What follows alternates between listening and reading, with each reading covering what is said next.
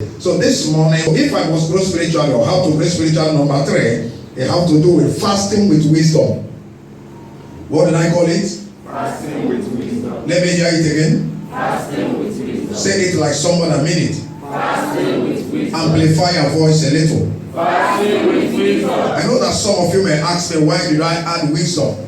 I discovered that a lot of people that fast without wisdom, and it have landed them even to alien grave. It have caused a lot of damage in their system, in their body. And so wisdom demands that if we must fast, we fast with wisdom. It's not because you don't have food in the house, you switch over to fasting. Or because one thing or the other happen. Maybe you have not eaten in the morning and you're looking at the time, it's almost 12 o'clock. It's okay, and let me just stay to 12, call it a fast. No. This starvation and hunger strike. Praise the name of the Lord. So fasting must be something you propose to do.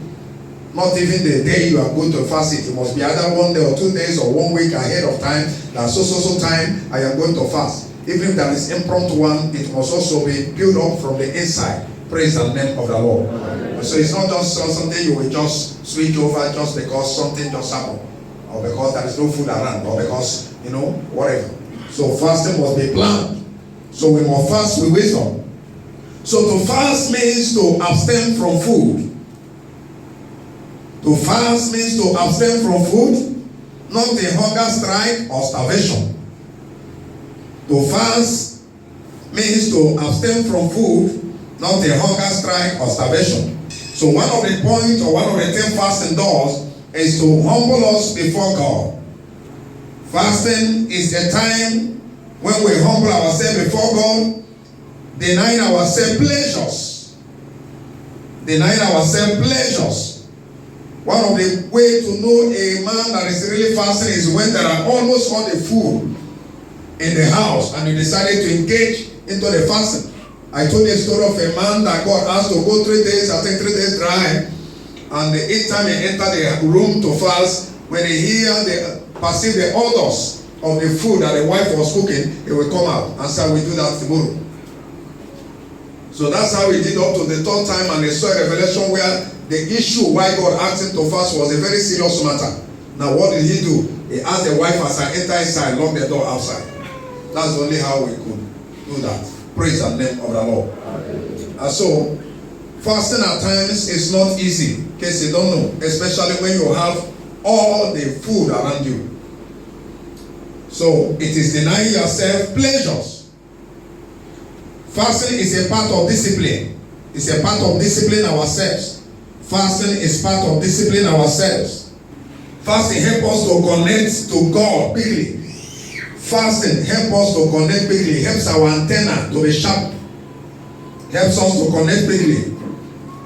Fasting makes us to be conscious in our own path. Fasting brings us closer to God. Praise the name of the Lord. I say praise the name of the Lord. Number 3 ways to grow spiritually is fasting with what? Wisdom. Isaiah chapter 58. Isaiah 58 verse 6 to 7. Isaiah 58 from verse 6. Is not this the fast that Is not this the fast that I have chosen? So that a kind of fast you will fast, God is not in it. To loose the bands of the wickedness. To break the wickedness bound.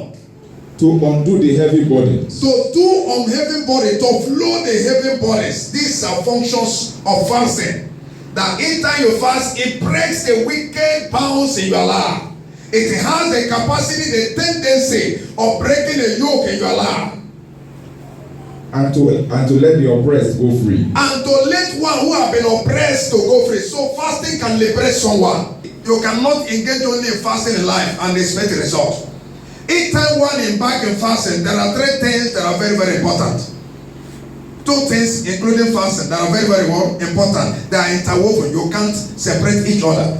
Nobody fasts without prayer. Nobody fasts without the word of God. So anytime you get into fasting without prayer and the word of God, it's hunger strike, it's starvation. It's meaningless to God. Do you hear what I say?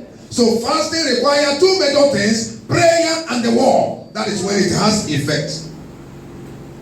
Is this not the kind of fasting I have chosen? To break the bounds of the wickedness.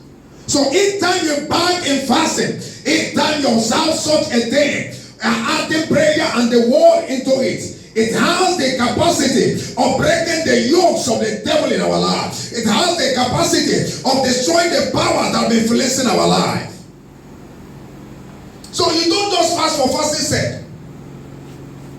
Am I talking sense to you? Anytime you fast, it becomes a spiritual nourishment to your soul.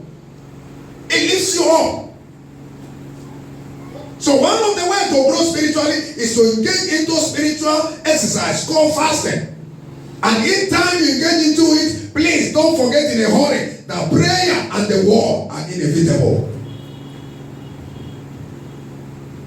Some people will be in a place, just stay. One place, talk from morning to night while they are fasting. They will not pray, they will not open any scripture. At the end, they expect an answer or result. It doesn't work like that.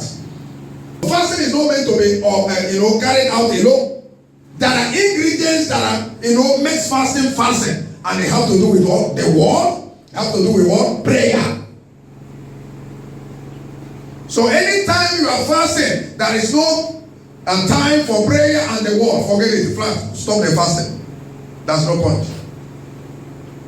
It is even better you study the word and pray than to fast without the word and pray. Am I talking sense to you? Yes, sir. Go ahead, sir. And that ye break every yoke. That you break every yoke. Is it not to deal thy bread to the hungry? Is it not to give your food to the hungry? Because there are people, while they are fasting, they are telling people, either their husband or their wife or their cook or whosoever, please reserve my food. No. No. There is nothing wrong in preparing what you are going to eat after one. But then, your mind should not be centered on the food to the point you are giving order. Don't eat the one I'm supposed to eat. To keep this one, now you're fasting. Keep it for me. You even gather food and reserve it for yourself.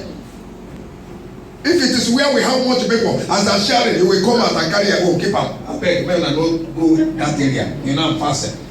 You carry your food and keep it. So no, it doesn't make sense.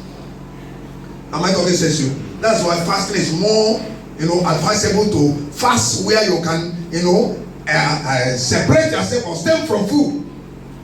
Do you hear what I say? Yes. It is very, very advisable to stay clear from food. Because there will be a lot of temptation if you are fasting where there is food. Sometimes you may not go physically to eat, but your mind can eat the food. Am I talking sense? I met a lady that we are giving fasting about another 3 days, although she was possessed, another 3 days dry fasting or 1 week. And locked her inside of this, and she laughed. He said, while I was there, I was eating. Praise the name of the Lord. And that's true, she ate. She was highly possessed. And so you can still be in your room, not touching any food physically, but your mind is eating. You have set your mind. That's why there's need for separation. Yes, there is need for separation. Now I want to charge you this morning. The way you pray in your house can never be the same way you pray in the camp. Because when you get to camp, you'll be challenged. Am I talking sense to you? Yes, it is only you that will say, I am okay with this fasting. Let me go and eat. Nobody asks you to go and eat. Nobody will ever come to you and say, brother, sister, have you eaten? Go and eat now. Nobody will tell you that. Because they know you are here for what? A serious business. Am I talking sense to you? But while you are in the house, if they didn't call you directly, they will call you what? Indirectly. The aroma of the food will invite you. It will tell you you are a human being. You don't kill yourself. Look at it, this and that. You may decide to cut the fasting. And so there is need for separating yourself and focus onto the Lord. Allow your flesh to be dealt with by the Spirit of God. Have time with God. Communion with God. Physical food may be suspended for now. Let there be time for spiritual food, so that your soul can be nourished. This is the kind of fasting I'm choosing to break the bounds of the wickedness, to break the yokes of the enemy in your life. So fasting, prayer, and the word has the capacity of breaking yoke in one's life. Has the capacity.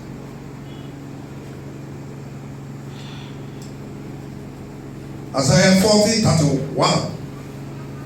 They that wait upon the Lord, their strength shall be what? Renewed. So waiting is not just waiting as if you are in the bus stop. Whenever sometimes Bible talk about waiting, it has to do with fasting. the Lord. Anytime you spend time in the presence of God, in terms of fasting and prayer and the word, it has the capacity of strengthening you, refreshing you. They that wait upon the Lord. Go ahead, sir. Isaiah chapter 40 verse 31. But they that wait upon the Lord. But they that wait upon the Lord shall renew their strength. Their strength shall be renewed. They shall So even when you're weak and enter into the presence of God, coming out you are renewed. Coming out you are strengthened. Coming out you are empowered. That's why sometimes you may come to church weak, but by the time prayer point, 1 or 2 prayer point is led, you see yourself charged again. You see yourself functioning again. You see yourself walking again. You wonder where the strength come from. They that wait upon the Lord, their strength shall be renewed. They shall mount up with wings as They shall mount up wings as eagles. So they shall fly like eagles. They will soar like eagles. Because being in the presence of God makes you or takes away the old feathers. So fasting, study, and prayer takes away the old feathers which represent sin. Because sin has a weight, it can weigh somebody's down. So anytime you come to the presence of God, it becomes a time when burdens are lifted. It becomes a time when loads are being offloaded out of your life. So being in the presence of God takes away loads of sin from your life. Takes away burdens that weighs you down from your life. That's why as a true child of God, you cannot stay from week to week, month to week, without observing at least one day unto the Lord. Lord, I want to be with you. Because it has a lot of things to do in your life. It renews your strength. It takes away burdens. It lifts up stones and heaviness out of your life. It lifts up heaviness. Praise the name of the Lord. Hallelujah. They that wait upon the Lord, their strength shall be renewed. They shall mount up with wings as They eagles. shall mount up wings as eagles. They shall run and not be weary. They shall run and not be weary. And they shall walk and not And faint. they shall walk and they not faint. What? Because they wait upon the Lord. In the presence of God, there is liberty. There is fullness of joy. Nobody can ever be in the presence of God and get tired and worn out and burn out. No way. So there is a renewing capacity in the presence of God. There is a force that renews a man, that makes you lively, makes you strong, makes you effective. The person may be without bone in his body, but as long as he's in the presence of God, there is a glory, there is anointed, there is a power in the inside. He may not talk loud, he may not exercise his body in terms of engaging in physical exercises, but there is something inside of him that tells him you are not a weak lad. So the presence of God has the capacity of building a man or a woman in the inside, making you a giant.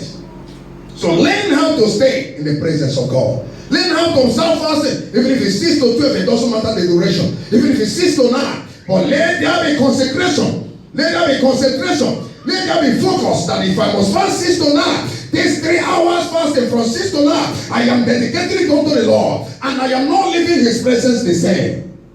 It's not about how long you spend. It is how far you have been in that place. Praise the name of the Lord. Some people can be in the presence of God for 12 hours at the end of the day. It was not 1 hour that was fulfilled or was meaningful. So if you cannot carry 6 to 3, there's no point wasting your time. So that when you come out, some people are fasting for fasting sake, just to brag. Now, do you know that I just go 40 days? And what about it? After you spend 40 days in the terms of fasting, there is nothing to show. Is it not better I spend 1 day and come out renewed, and come out strengthened, and come out to burdens lifted, yoke broken in my life?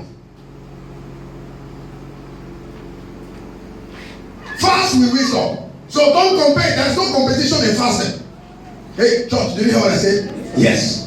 As your pastor, I have not gone beyond 3 days drive before, so I can't try it. Nobody.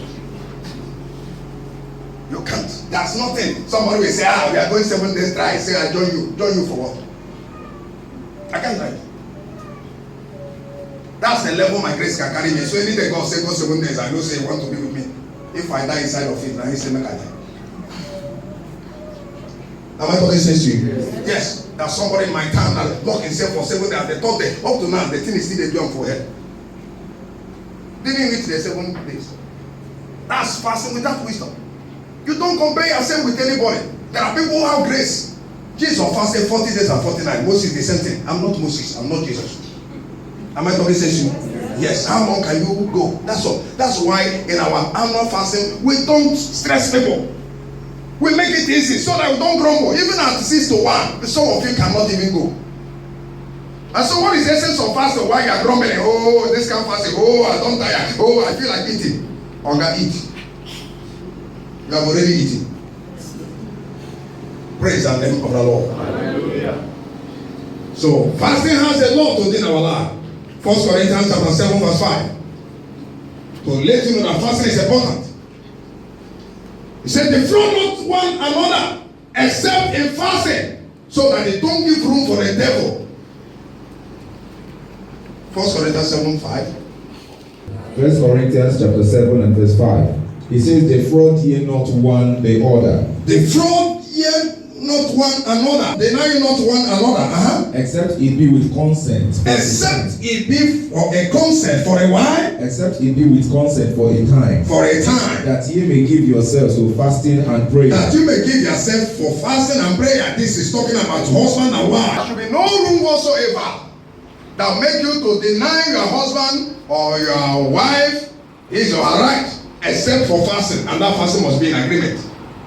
Many people have come to me and said, Pastor, if we agree to fast and my husband say no, what will I do? I say, listen to your husband now. Praise the name of the Lord. Listen to your husband immediately. If you want to fast, your husband said don't fast. That today is a love day. Oh, carry on. Do you hear what I said? Yes, don't say pastor have said. They said to one pastor to marry you. I mean, you have scattered the whole matter. So you must obey your husband. That's why it is good for husband and wife to worship in the same church, so that they can hear the same message. They can listen to the same instruction, the same announcement. If announcement is made today or tomorrow or next tomorrow that are going to be fasting in this church, your husband will hear it, your wife will hear it. Is it true? And so I left for two of you. If you are going and say, honey, we are not going to fast. Honey, me too, we are not going to fast. No problem. Men are honey, they go. No fasting. But as long as I wanted you that the fasting starts, so if you know, interruption, no trouble of any kind. But when you are in the other side and the person is the other side, when you come back with this fasting issue and he too or she too is not ready, it can cause problem in the marriage. Praise the name of the Lord. So let no one defraud one another, except for fasting for a time. Luke chapter 2 verse 37. The Bible talked about a woman that married. You should only enjoy her marriage for 7 years. I think 7 or 8 years, thereabout. And spend her 84 years in fasting and in prayer in the house of God. Her name is Joanna. She spent 84 years in fasting and in prayer. That will tell you how important prayer and fasting is. Some of you may not know that any day you begin to engage into fasting and prayer, including the war for this church will not remain the same. Your life will not remain the same. Your family life will not remain the same. Your business will not remain the same. Your marriage will not remain the same. Your career will not remain the same. There will be improvement in every areas of your life. The woman saw the need that this church is like a pillar. So let me, as my husband has died, I enjoyed marriage only 7 or 8 years. So this time around, I want to live in the temple. And I'm living with fasting and prayer for 84 years. And Bible recorded it. So if fasting and prayer was not important, it will not be recorded. When last did you fast? Church. When last did you fast? You have eaten and eaten and eaten to the point. Come on, 5 minutes in prayer, it become a problem. When last did you fast? Some of you only fast when witches and wizards scratch your body. The next morning you don't start fasting. And the one God to answer you, fire brigade prayer answer. It doesn't work like that. There comes a time without any challenge, without any demand from the Lord. You get into this. This woman was not looking for anything. She was not asking God, I want to remarry. She was not asking God, I want to give birth. She was not asking God for money. She was not asking God for mansion. She was not asking, but she saw the need of dedicating herself in fasting and prayer to the glory of God for the body of Christ to become what God wanted to become. What is your responsibility? What is your challenge? What is the burden you carry? What is it that you? Where and what will you be remember? What will you say that this is the price I pay? What price will you say you pay? What will you be remembered? What is that thing that when you are no more, maybe transfer or you will travel, the church will say, when this brother was here, when this is how this is his impact, this is what he did. He can fast, he can pray, he can make things happen. One of the reasons why the earlier church empowered, moved by anointing, moved in the Holy Ghost, was because there were men and women interceding for the ministers, praying that the glory of God was come down. Very, very important. The woman fasted for 84 years, praying. Reason. Luke chapter 2 from 36. Okay. And there was one Hannah, And there was one Hannah, a prophetess, the the daughter of Phanuel, daughter of Phanuel, of the tribe of Asher. of the tribe of Asher. She was of a great age, She was of a great age, and had lived with her husband 7 years and she lived with her husband for how many years? 7 years. She became a widow from her virginity. And And she was a widow she was a widow. That means her husband has died. of about 84 years, A score is 20, 4 is 80, 4 years, 84 years. which departed not from the temple, He departed not from the temple. but served God with fasting and She prayer. served God with, so sometimes prayer and fasting is a means of serving God. She served God in the temple with fasting and prayer, Night and day. night and day. Verse 38. And she coming in that instant And she coming in that instant, gave thanks give thanks likewise unto the Lord, unto the Lord, and spoke of him to all them that look for redemption in and spoke Jerusalem. of him of all them that look for the redemption of what? In Jerusalem. In Jerusalem. She said about the redemption, about the coming of Jesus. Fasting opens your eyes, gives you a spiritual eagle's eye. People say, I don't say, I want to see. When you get into the fasting, it opens your eye. The woman spent 4 years fasting and praying, serving the Lord in that area. May you recognize the importance of fasting from today. Amen. 2 Corinthians chapter 6 verse 5. 2 Corinthians 6 5. 2 Corinthians chapter 6 and verse 5. It says, in stripes, In stripes, in imprisonment, imprisonment, in tumults, in tumult, in labors, in labors, in watchings, in watching, in fasting, in fasting, in watching, prayer and fasting. Paul engaged himself. That will tell you how important it is. Daniel chapter 9, verse 3 to 5. Daniel chapter 9, I read from verse 3. It says, and I set my face unto the Lord God, I set myself unto the Lord God to seek by prayer and to supplication, seek my prayer and supplication with fasting and sackcloth, with fasting and sackcloth and ashes. and ashes. And I prayed unto the Lord my God, And I prayed unto the Lord my God and made my confession, and made my confession and said, O Lord, and said, O Lord, the great and dreadful God, keeping the covenant and mercy to them that love Him, and to them that keep His commandments. We have sinned, and have committed iniquity, and have done wickedly, and have rebelled, even by departing from thy precepts and from thy judgments. we saw how Daniel recognized the importance of fasting and prayer. And they prayed and fast. And God revealed the problem, the challenge, the reason why they are in captivity. And finally, Esther chapter 4, verse 16. Esther 4, 16. Esther chapter 4 and verse 16. It says, go, Gather together all social, and fast ye for me. and fast here for me. Esther was in tight corner. Was in between opinion.